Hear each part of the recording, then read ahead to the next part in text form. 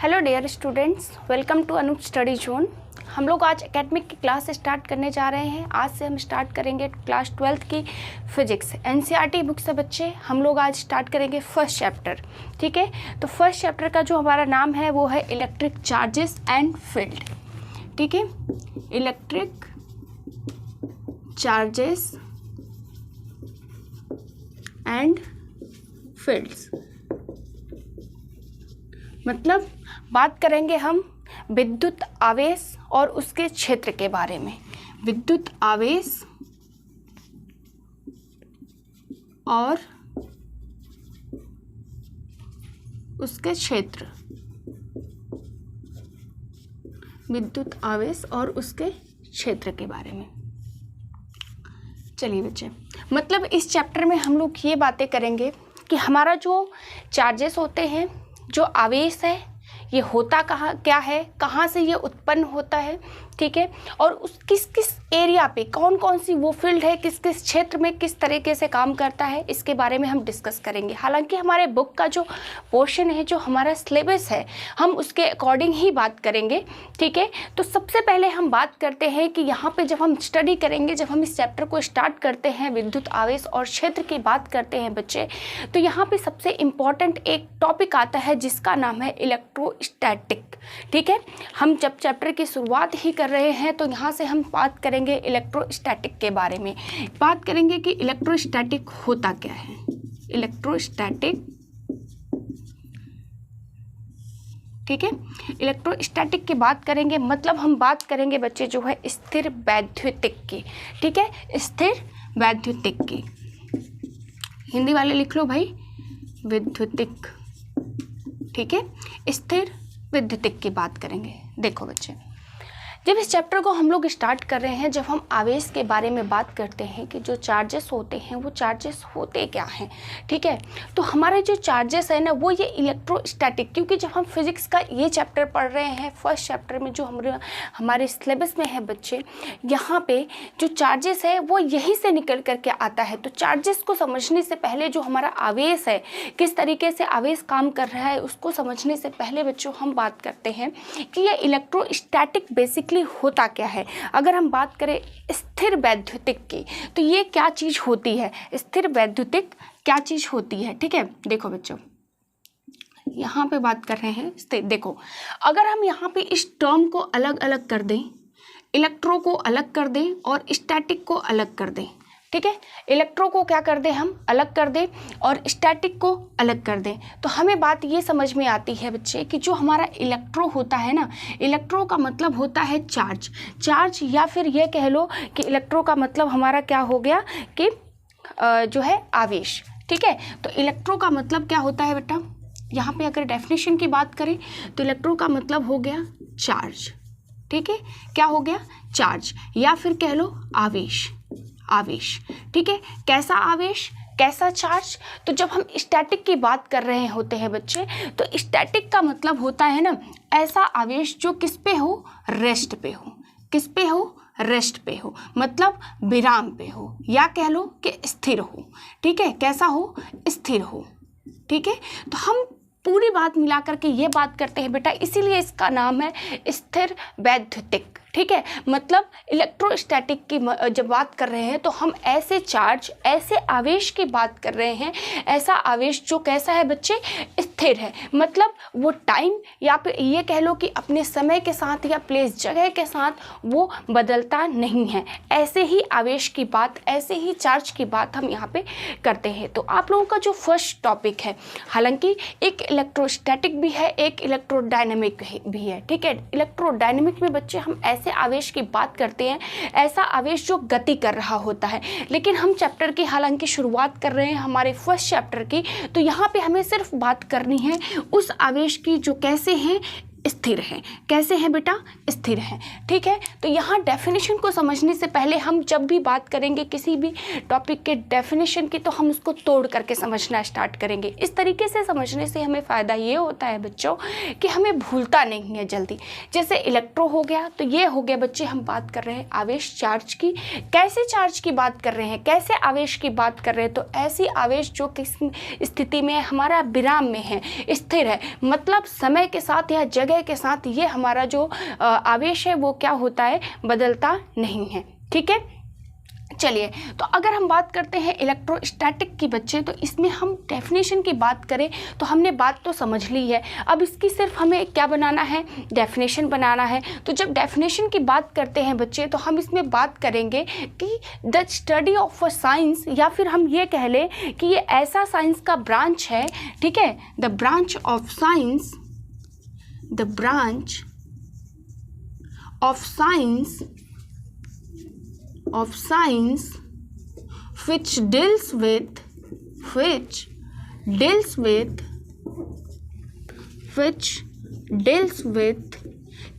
कैसी चार्जेस के साथ डील्स करता है, ऐसी चार्जेस जो बच्चे क्या होते हैं, charges deals with the charges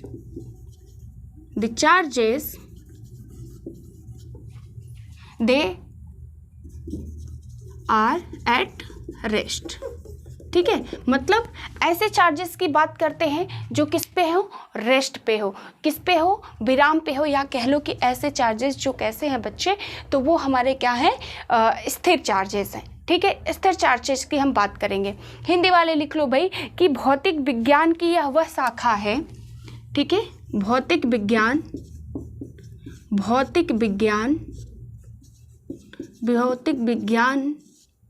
की वह शाखा, भौतिक विज्ञान की वह शाखा, ठीक है, कैसी है भाई, जिसमें हम क्या बात करेंगे, जिसमें हम बात करेंगे या जिसके अंतर्गत, वह शाखा जिसके अंतर्गत,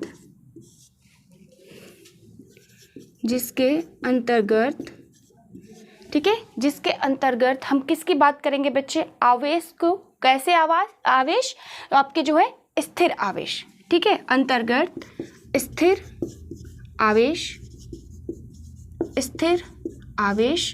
के गुणों, ठीक है, स्थिर आवेश जो होंगे उनके क्या होगा, उनके गुणों के से संबंधित, ठीक है, स्थिर आवेश के गुणों के संबंधित, स्थिर आवेश के गुणों के संबंधित, ठीक है, स्थिर आवेश के गुणों के संबंधित क्या होगा बच्चे, हम लोग जितनी भी घटनाएं होती हैं उसके बारे में अध्ययन करेंगे। गुणों से संबंधित घटनाओं के बारे में अध्ययन, ठीक है बेटा, के बारे में अध्ययन।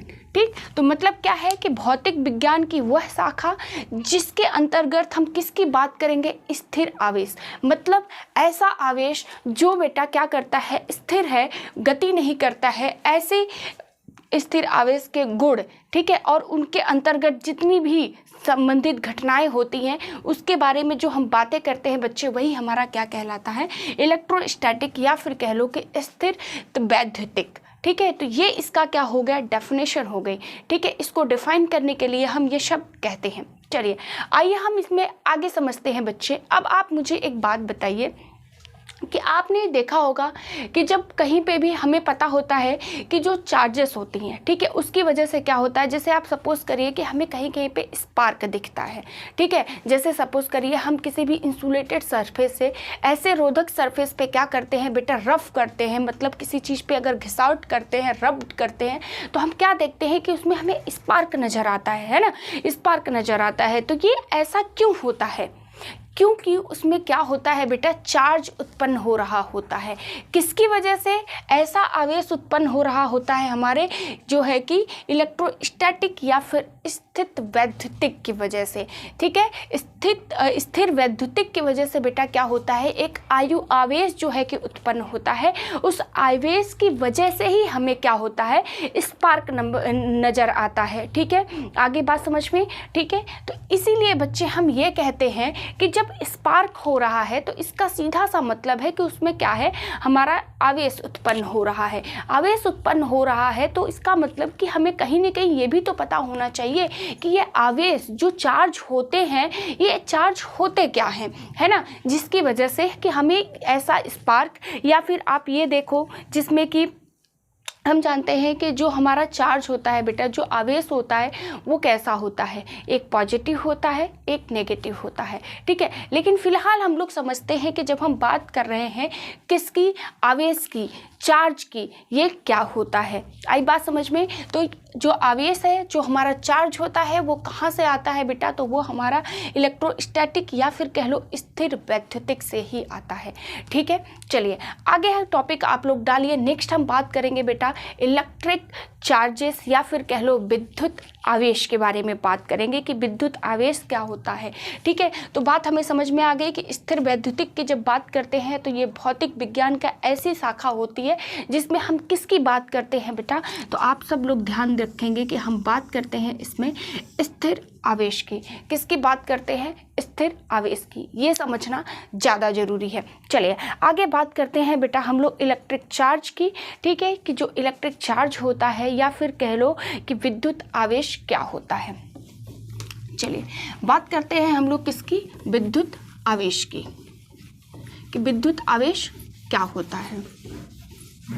देखो बेटा जो हमारा इलेक्ट्रिक चार्ज होता है ना, जो विद्युत आवेश होता है, बेसिकली ये एक तरीके का हमारा फंडामेंटल प्रॉपर्टी होती है, मतलब मूलभूत जो होता है बेटा क्या होता है, गुण धर्म होता है। तो चलिए सब लोग नेक्स्ट टॉपिक फटाफट डाल लीजिए कि हम बात करेंगे किसकी, इलेक्ट्रिक चार्ज की, इलेक्ट्रिक चार्ज की,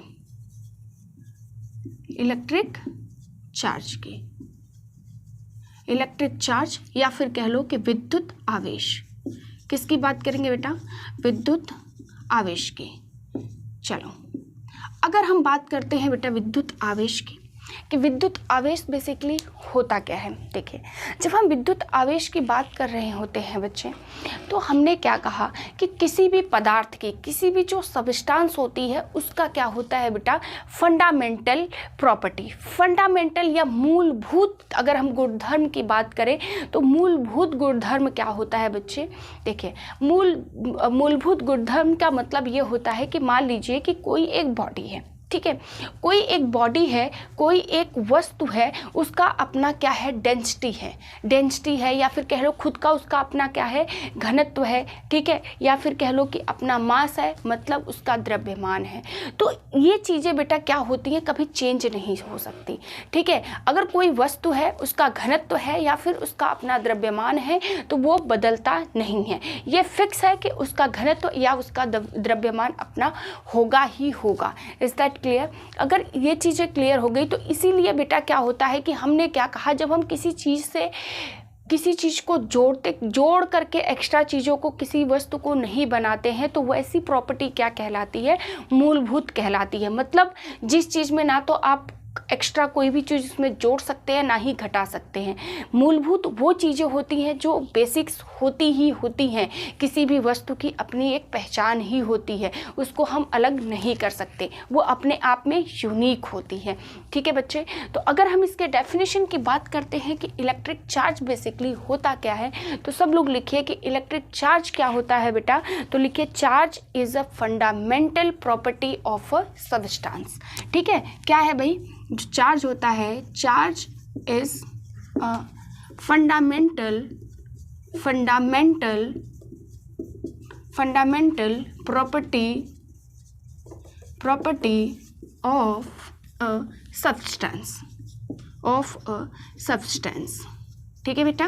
क्या होती है, fundamental property of a substance, या फिर हम यूँ कहें कि जो आवेश होता है किसी वस्तु का क्या होता है। देखो जो विद्युत आवेश होता है, विद्युत आवेश किसी वस्तु या किसी पदार्थ का, ठीक है, विद्युत आवेश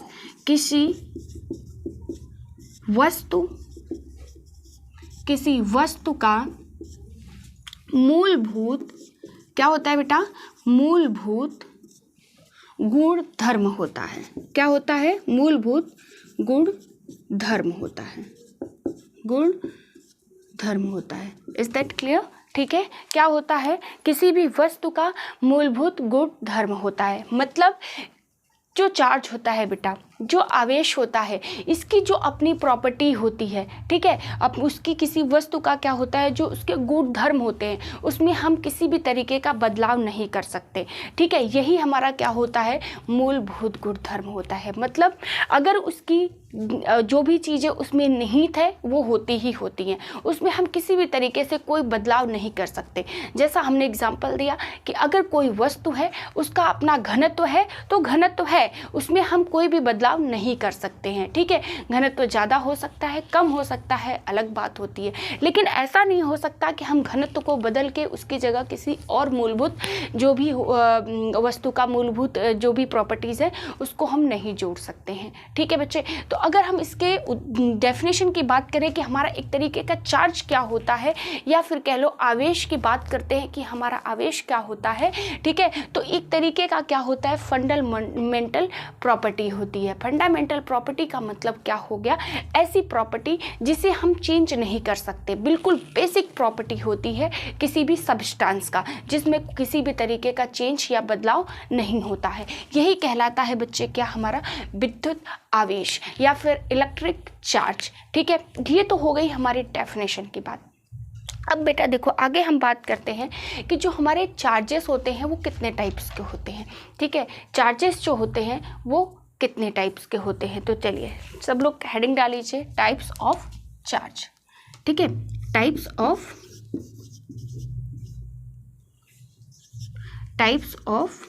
चार्ज। ठीक है, टाइप्स ऑफ चार्ज मतलब आवेश के प्रकार, आवेश के प्रकार। ठीक है, देखो बेटा, बेसिकली अगर हम टाइप्स ऑफ चार्ज या आवेश की जब बात कर रहे होते हैं ना बच्चे, तो आवेश हमारा जो होता है वो दो प्रकार का होता है। ठीक है, चार्जेस कितने टाइप्स के होते हैं, तो 2 टाइप्स के होते हैं। कौन से, एक होता है हमारा पॉजिटिव, एक होता है हमारा नेगेटिव। ठीक है, तो कितने टाइप्स के होते हैं, तो हमारे जो चार्जेस होते हैं बेटा, या कह लो जो हमारा आवेश होता है वो क्या होता है, एक होता है हमारा पॉजिटिव। ठीक है, कैसा होता है, पॉजिटिव, और दूसरा क्या होता है बेटा, नेगेटिव। दूसरा क्या होता है, नेगेटिव। ठीक है, नेगेटिव मतलब बात करेंगे तो एक होता है धनावेश और दूसरा क्या होता है, ऋणावेश। ठीक है, तो एक क्या होता है हमारा धनावेश, धनावेश,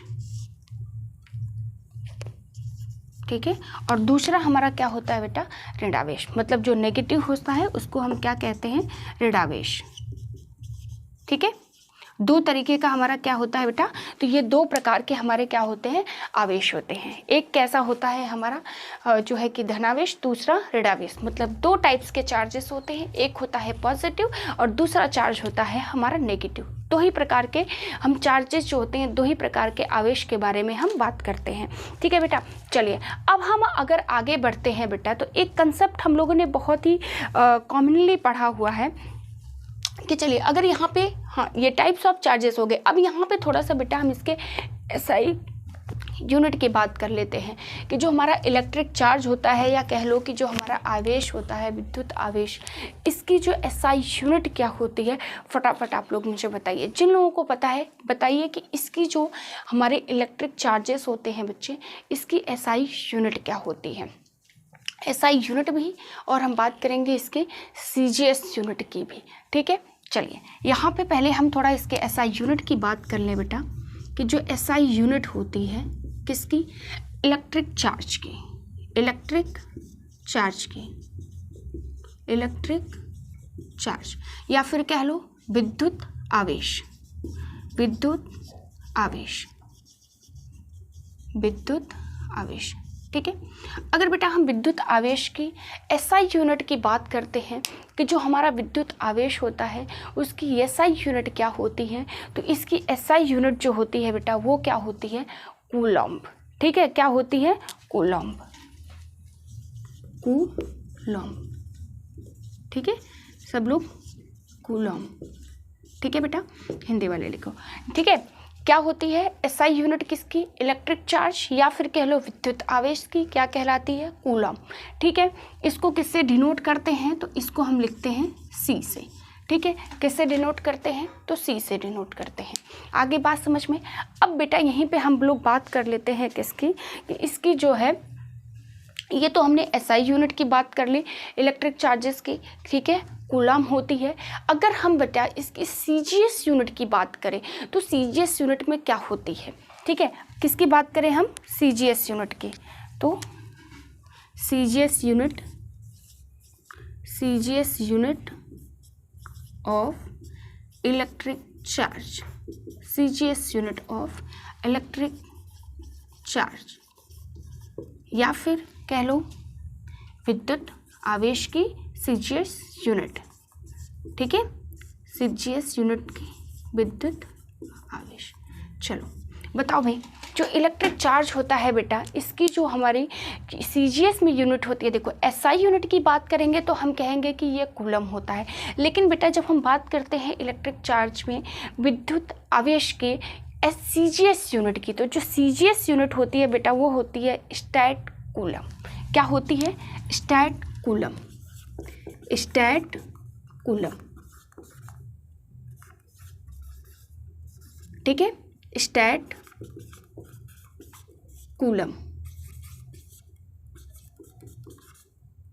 स्टैट कूलम की बात कर रहे होते हैं। ठीक है, चलिए स्टैट कूलम। ठीक है बेटा, चलिए अब एक बात बताइए कि जो हमारा 1 कूलम होता है उसमें कितने स्टैट कूलम होते हैं। देखो जब बेटा हम कोई भी हमारा ऐसा पार्टिकल या फिर कोई भी वस्तु है या कह लो कोई भी फंडामेंटल प्रॉपर्टीज़ की जब हम बात कर रहे होते हैं, जब उनकी 2-2 यूनिट होती है ना, जैसे यहाँ पे हमने बात करी बेटा इलेक्ट्रिक चार्ज की, विद्युत आवेश की, तो हमने इसके एसआई यूनिट की बात करी। एसआई यूनिट क्या होता है, कूलम होता है। और अगर हम बात करें सीजीएस में तो हमने कहा स्टैट कूलम होता है। ठीक है, जब एक ही फंडामेंटल यूनिट की 2 हमारी क्या होती हैं, 2 अगर उन लोगों की अलग अलग, जैसे एसआई यूनिट और सीजीएस यूनिट 2 यूनिट होती हैं बेटा, तो उन दोनों में एक न्यूमेरिकल वैल्यू के साथ या फिर कह लो कि एक रिलेशन होता है, और जो वो न्यूमेरिकल वैल्यू का रिलेशन होता है बेटा बहुत ही इंपॉर्टेंट होता है। तो अगर उसी तरीके से मैं आप लोगों से बात करूं कि एक कूलम में कितने स्टैट कूलम के बराबर होता है, ठीक है, तो क्या आंसर होगा एक कूलम में। चलिए टाइप्स ऑफ चार्जेस को आगे इसके बाद हम लोग कंटिन्यू करेंगे। ठीक है, चलिए यहाँ पे हम लोग बात करेंगे बेटा कि एक कूलम में, ठीक है, तो अगर मैं आप लोगों से पूछूं कि भाई एक कूलम में कितने स्टैट कूलम के बराबर होता है, कितने स्टैट कूलम के बराबर होता है, स्टैट कूलम, ठीक है, स्टैट कूलम के बराबर होता है, तो क्या आंसर होगा। तो बेटा एक चीज़ ध्यान रखना, 3 × 10⁹। ठीक है, कितना होता है, 3 × 10⁹। मतलब एक कूलम में कितने स्टैट कूलम होता है, तो एक कूलम में हमारा बेटा हो जाता है 3 × 10⁹ स्टैट कूलम के बराबर हो जाता है। ठीक है, कूलम क्या होता है, ये एसआई यूनिट है, किसकी, विद्युत आवेश की। ठीक है, इलेक्ट्रिक चार्ज या विद्युत आवेश की जो एसआई यूनिट है वो क्या है, तो वो है हमारी कूलम। ठीक है, बात क्लियर हो गई।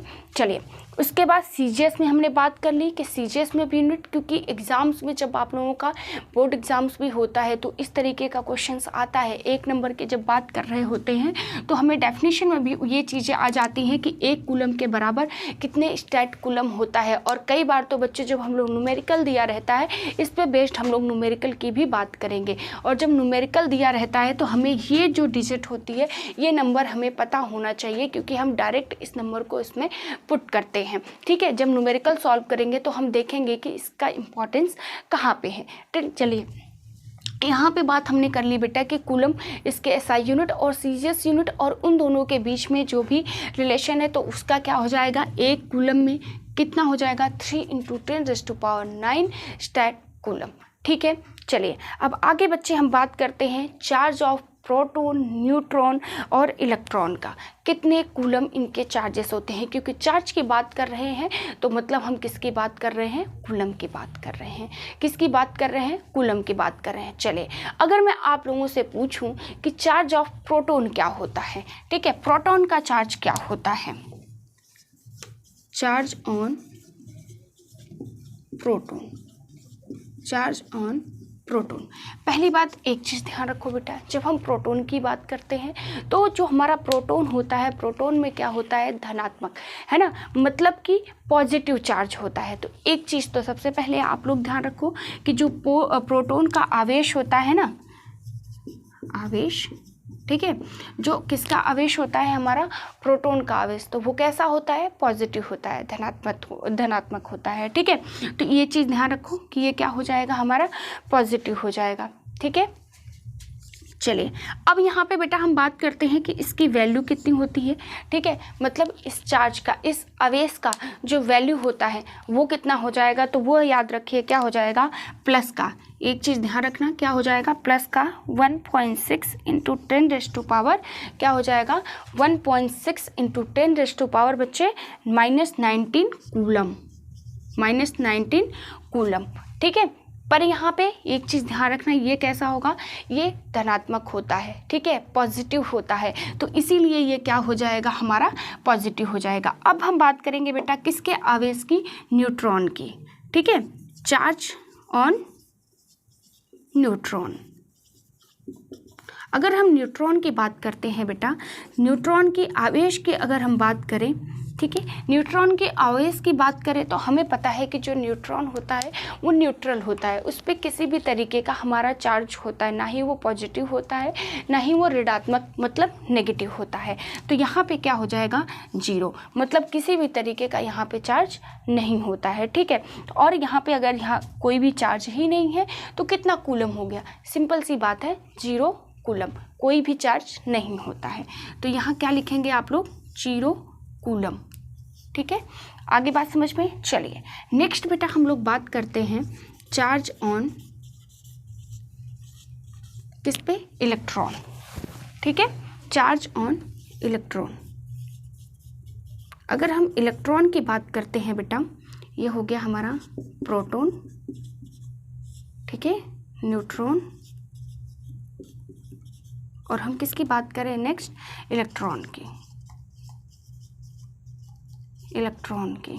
ठीक है, अगर इलेक्ट्रॉन की बात करें बेटा तो हमने क्या कहा कि जो इलेक्ट्रॉन्स होते हैं उनके ऊपर चार्जेस कैसे होते हैं, ऋणात्मक होते हैं, मतलब नेगेटिव चार्जेस होते हैं। ठीक है, तो क्या हो जाएगा, माइनस, नेगेटिव। अब इसकी वैल्यू की बात करें बेटा तो देखो इसकी जो वैल्यू होती है ना बच्चे, वो एग्जैक्ट सेम होती है बट प्रोटॉन की तरह, लेकिन यहाँ पे क्या हो जाता है, नेगेटिव हो जाता है, 1.6 × 10⁻⁻19 कूलम। ठीक, अब देखो यहाँ पे ध्यान देने वाली बात क्या है कि जब हम प्रोटॉन की बात कर रहे होते हैं ना बेटा, तो प्रोटॉन में हमारा ये वैल्यू किस में होता है, पॉजिटिव में होता है। ठीक है, लेकिन अगर हम बात करते हैं इलेक्ट्रॉन की, तो इलेक्ट्रॉन के केस में इसकी क्या होती है, वैल्यू नेगेटिव हो जाती है, माइनस में होती है। क्यों, क्योंकि जो इलेक्ट्रॉन का चार्ज होता है, जो इलेक्ट्रॉन्स पे आवेश होते हैं बेटा, वो कैसा होता है, ऋणात्मक होता है, माइनस होता है। ठीक है, क्लियर हो गई बातें बच्चे आप लोगों को। ठीक है, ये सारी बातें तो हो गई बच्चे हमारे इलेक्ट्रिक चार्ज। ठीक है, मतलब जो हमारा विद्युत आवेश होता है, विद्युत आवेश क्या होता है उससे रिलेटेड ये सारी बातें हो गई। अब बच्चे हम आगे बढ़ते हैं, जैसे कि हमने टाइप्स ऑफ चार्जेस पढ़ा है ना, मतलब जो हमारे आवेश होते हैं उनके प्रकार पढ़ा। आवेश के प्रकार में अभी हमने बात करी कि जो आवेश होता है बेटा वो कितने प्रकार का होता है, 2 तरीके का होता है। एक तो होता है धनात्मक, मतलब जो पॉजिटिव होता है, धनात्मक, और दूसरा क्या होता है बेटा, ऋणात्मक, मतलब नेगेटिव होता है। चलिए अब हम उसके बारे में बात करते हैं। ठीक है, कि जो हमारे चार्जेस हैं, जो हमने 2 प्रकार पढ़े, उसके बारे में आगे हम लोग बात करते हैं। हम लोगों ने एक चीज़ पढ़ी होती है बेटा कि एक होता है पॉजिटिव, एक होता है नेगेटिव। ठीक है, कोई बात नहीं, पर हमें ये भी तो बताया है ना बच्चे कि एक हमने पढ़ा है चार्जेस के बारे में कि जब हम चार्ज जो होते हैं, दो चार्जेस जब एक साथ मिलते हैं तो कुछ ऐसे चार्जेस होते हैं जो रिपेल करते हैं, है ना, और कुछ ऐसे चार्जेस होते हैं बेटा जो क्या करते हैं, अट्रैक्ट करते हैं। तो वो कौन कौन से केसेस होते हैं हम लोगों के, जिसमें कि हमें ये समझ में आता है कि कौन से चार्जेस आपस में रिपेल कर रहे हैं और कौन एक दूसरे को आकर्षित कर रहे हैं। ठीक है, तो चलिए फिलहाल यहाँ पे हमने बात करी इलेक्ट्रिक चार्जेस में ही बात कर रहे हैं टाइप्स की हमने। ठीक है, टाइप्स ऑफ चार्जेस, आवेश के प्रकार, आवेश के प्रकार। कितने टाइप्स की बात करी हमने बेटा, हमने कहा कि जो हमारे चार्जेस होते हैं, जो हमारा आवेश होता है, दो तरीके का होता है। कौन कौन सा, पॉजिटिव, पॉजिटिव धनात्मक,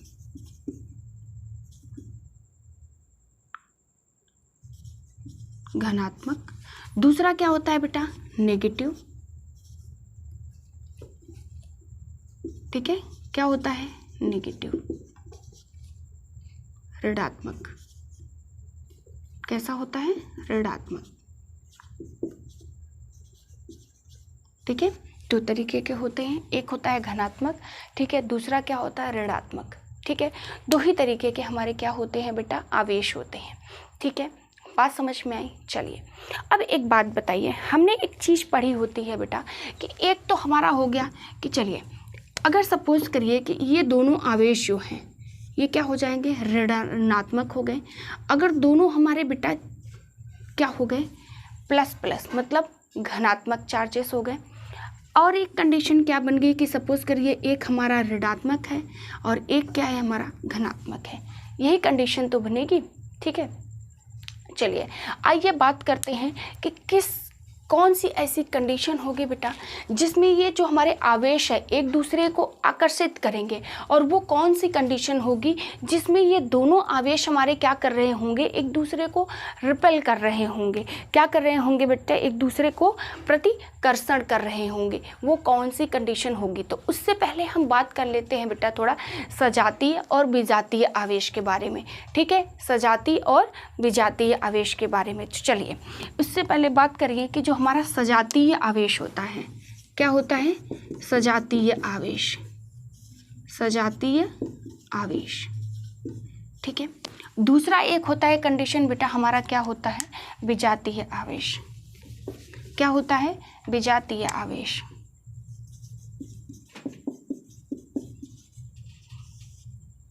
विजातीय आवेश यहीं पे लिख लीजिए,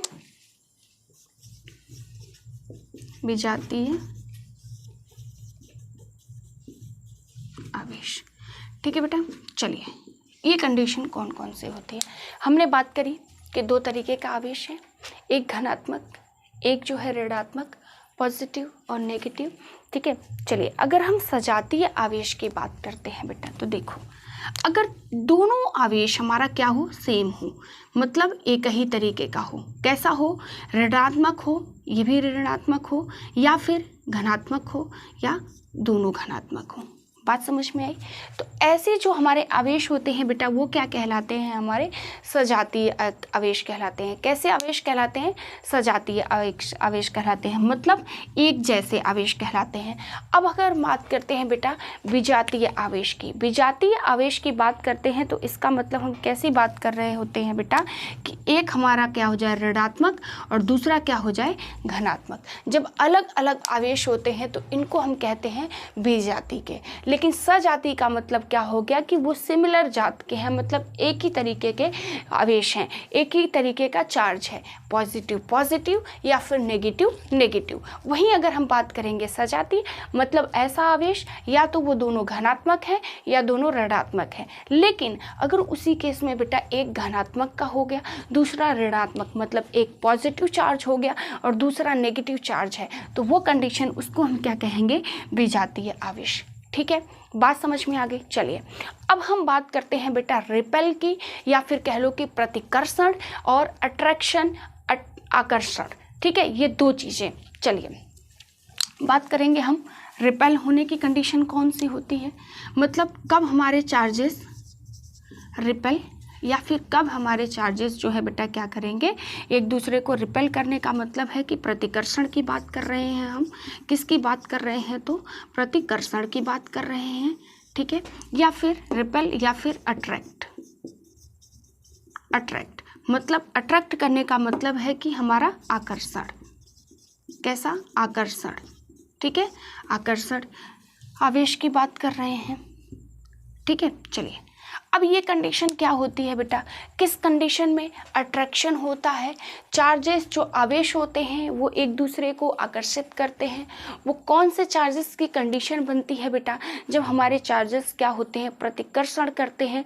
तो देखिए, हमने यहाँ पे बात करी कि जो सजातीय, सजातीय मतलब क्या हो गया कि दोनों हमारे आवेश, जो दोनों चार्जेस होंगे वो कैसे होंगे, तो वो सेम होंगे। और जब भी बेटा सेम की कंडीशन बनती है, मतलब सजातीय की कंडीशन बनती है, उस केस में हमारा क्या होता है, तो उस केस में हमारा हो जाता है प्रतिकर्षण। मतलब अगर माइनस माइनस और प्लस प्लस है ना, अगर हम बात करते हैं बेटा कि कोई दो भी आवेश हमारा माइनस माइनस का आवेश है या फिर दोनों ही प्लस प्लस का आवेश है, मतलब हम किसकी बात कर रहे हैं, सजातीय आवेश की। जब हमारा सजातीय आवेश होता है तो उसके कंडीशन, उस केस में बेटा क्या हो रहा होता है, रिपेल हो रहा होता है या प्रतिकर्षण हो रहा होता है। मतलब अगर दोनों ही चार्जेस, दोनों ही आवेश अगर सेम हैं तो उस केस में बेटा क्या हो रहा होता है, प्रतिकर्षण होता है, ठीक है। क्या होता है, प्रतिकर्षण होता है। ये प्रतिकर्षण या फिर आकर्षण क्यों होता है, किसकी वजह से होता है, इसके बारे में भी हम बात करेंगे। फिलहाल अभी आप ये समझिए कि जब दोनों ही चार्जेस, दोनों ही आवेश हमारा क्या होता है, सेम होता है, एक जैसा होता है, तो उसके कंडीशन में बेटा रिपेल होता है, हमारा प्रतिकर्षण होता है। जैसे कि सजातीय आवेश, तो अब जब भी मैं बात करूंगी सजातीय आवेश का, तो सीधा सा मतलब है कि हम किसकी बात कर रहे हैं, प्रतिकर्षण की बात कर रहे हैं, रिपेल की बात कर रहे हैं। लेकिन वहीं अगर बेटा मैं विजातीय की बात करती हूँ, मतलब एक हमारा आवेश कैसा हो जाए, ऋणात्मक हो जाए, दूसरा धनात्मक हो जाए, मतलब एक चार्ज हमारा पॉजिटिव हो जाए, एक चार्ज हमारा नेगेटिव हो जाए, तो इस कंडीशन में हमारा क्या होता है बेटा, तो इस कंडीशन में हमारा होता है अट्रैक्ट, ठीक है, अट्रैक्शन, रिपेल या फिर अट्रैक्शन, ठीक है, ये चीज़ समझिए, या फिर रिपल्सन या फिर अट्रैक्शन, ठीक है। बात समझ में आई बेटा। तो एक चीज़ हमेशा हम ध्यान रखेंगे कि जब भी दो चार्जेस, ठीक है, क्या होगा, जब भी दो चार्जेस सेम होंगे, या तो वो पॉजिटिव पॉजिटिव हूँ या वो नेगेटिव नेगेटिव हूँ, अगर वो चार्जेस सेम है तो उस कंडीशन में हमारा रिपल्सन होता है, ठीक है, क्या होता है, रिपल्सन होता है। वहीं अगर चार्जेस बेटा डिफरेंट हो, मतलब एक चार्ज हमारा पॉजिटिव होगा, एक चार्ज हमारा नेगेटिव है, तो उस कंडीशन में हमारा अट्रैक्शन होता है, ठीक है। मतलब बात करें प्रतिकर्षण की, तो जब भी हमारे आवेश जो होते हैं वो कैसे होते हैं, सजातीय होते हैं, मतलब सेम होते हैं, या तो वो ऋणात्मक ऋणात्मक होंगे या वो धनात्मक धनात्मक होंगे। तो जब ये दोनों चीज़ें होती हैं तो हमारा क्या होता है, रिपेल करते हैं, या कह लो कि रिपल्सन होता है, या कह लो कि प्रतिकर्षण होता है। वहीं अगर हम आकर्षण बल की बात करें, या फिर कह लें कि आवेश के बीच में आकर्षण होता है, तो क्यों, कब होता है, जब दोनों हमारा आवेश कैसा हो बेटा, अलग हो, एक ऋणात्मक हो और एक धनात्मक हो, ठीक है। यही कंडीशन बनती है हमारी अट्रैक्शन और रिपल्सन, प्रतिकर्षण और आकर्षण की। चलिए, ये तो बात हो गई बेटा कि हमारे जो चार्जेस होते हैं, जो हमारा आवेश है वो क्या कर रहा है, रिपेल कर रहा है या फिर अट्रैक्ट कर रहा है। लेकिन ये रिपल्सन और जो अट्रैक्शन होता है, प्रतिकर्षण और आकर्षण जो होता है, ये होता किसकी वजह से है, क्या है?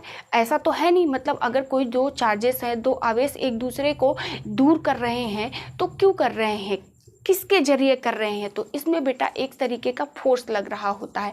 क्या लग रहा होता है, बल लग रहा होता है।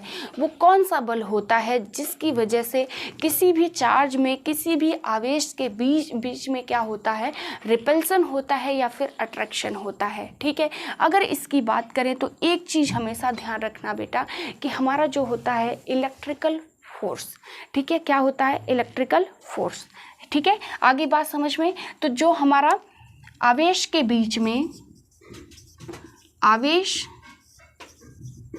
के बीच में, आवेश के बीच में प्रतिकर्षण, प्रतिकर्षण और आकर्षण, प्रतिकर्षण और आकर्षण होने का कारण है इलेक्ट्रिकल फोर्स, मतलब विद्युत बल। ठीक है, क्या होता है? विद्युत बल, विद्युत बल, electrical forces, electrical forces, electrical force. ठीक है बेटा, आगे बात समझ में? तो मतलब जो भी आवेश है उनके बीच में आकर्षण होगा, और आकर्षण, बीच में आकर्षण और प्रतिकर्षण होने का कारण क्या होता है? जो है इलेक्ट्रिकल फोर्स, या फिर कह लो विद्युत बल। मतलब अगर दो चार्ज एक दूसरे को रिपेल कर रहे हैं तो किसके थ्रू रिपेल कर रहे हैं? तो वो किसके थ्रू कर रहे हैं बेटा? तो इलेक्ट्रिकल फोर्स की वजह से। मतलब इन दोनों चार्जेस के बीच में एक तरीके का इलेक्ट्रिकल फोर्स लग रहा है। आई बात समझ में? मतलब ये दोनों आवेश एक दूसरे को प्रतिकर्षण कर रहे हैं, मतलब एक दूसरे को दूर कर रहे हैं। किसकी वजह से कर रहे हैं? तो एक तरीके का इन दोनों के बीच में विद्युत बल लग रहा है, या फिर अगर इन दोनों के बीच में अट्रैक्शन ही हो रहा है, एक तरीके का आकर्षण बल लग रहा है। अगर ये ऋणात्मक और धनात्मक जो आवेश हैं एक दूसरे को क्या कर रहे हैं? अपनी तरफ आकर्षित कर रहे हैं, खींच रहे हैं। तो किसकी वजह से खींच रहे हैं? तो उनमें एक तरीके का फोर्स लग रहा है, एक तरीके का बल लग रहा है। वो कौन सा बल हो जाएगा? तो वो बल होगा हमारा इलेक्ट्रिकल फोर्स, या फिर कह लो विद्युत बल। ठीक है, विद्युत बल की वजह से क्या होता है बेटा कि किसी दो आवेश के बीच में हमारा जो है प्रतिकर्षण या फिर आकर्षण होता है। आगे बात समझ में बच्चे? ठीक है, तो ये क्या होता है कि दो चार्जेस या कह लो दो आवेश के बीच में जो फोर्स है, तो कौन सा फोर्स लग रहा है? ध्यान रखिए, विद्युत बल, इलेक्ट्रिकल फोर्स, विद्युत बल, इलेक्ट्रिकल फोर्स। ठीक है बेटा, तो आज के क्लास में हम यहीं पे इस क्लास को वाइंड अप करते हैं। आगे इसी चैप्टर को फिर से जो है कि हम कंटिन्यू करेंगे। ठीक है, यहाँ पे आज हम लोगों ने बेटा एकेडमिक के क्लास में स्टार्ट किया, हमारी 12th की ये फर्स्ट चैप्टर स्टार्ट हुई है, जिसमें हम बात कर रहे हैं विद्युत आवेश और उसके क्षेत्र के बारे में। हमने आज बात करी है बेटा जो है इलेक्ट्रोस्टैटिक के बारे में, कि किस तरीके की स्टडी हम इलेक्ट्रोस्टैटिक में करते हैं। और सबसे इम्पॉर्टेंट टॉपिक जो है बात करी हम लोगों ने आवेश के बारे में, चार्ज के बारे में। चार्ज क्या होता है, कितने प्रकार का होता है, और किस तरीके का चार्ज हमारा लगता है। इसी चैप्टर को बच्चे आगे भी हम कंटिन्यू करेंगे। ठीक है, बात करेंगे आगे की जो हमारे सिलेबस में दे रखा है। ठीक है, हमारे एग्जाम्स में जो क्वेश्चंस आते हैं उसी तरीके से इसकी थ्योरी पूरी बातें करेंगे बच्चे। और हम जब चैप्टर कंप्लीट होगा तो इससे रिलेटेड जितने भी न्यूमेरिकल के क्वेश्चंस बनते हैं वो भी हम करेंगे। तब तक इस चैप्टर को आप लोग पढ़ते रहिए, रिवाइज करते रहिए। ठीक है, और अपना ध्यान रखिए।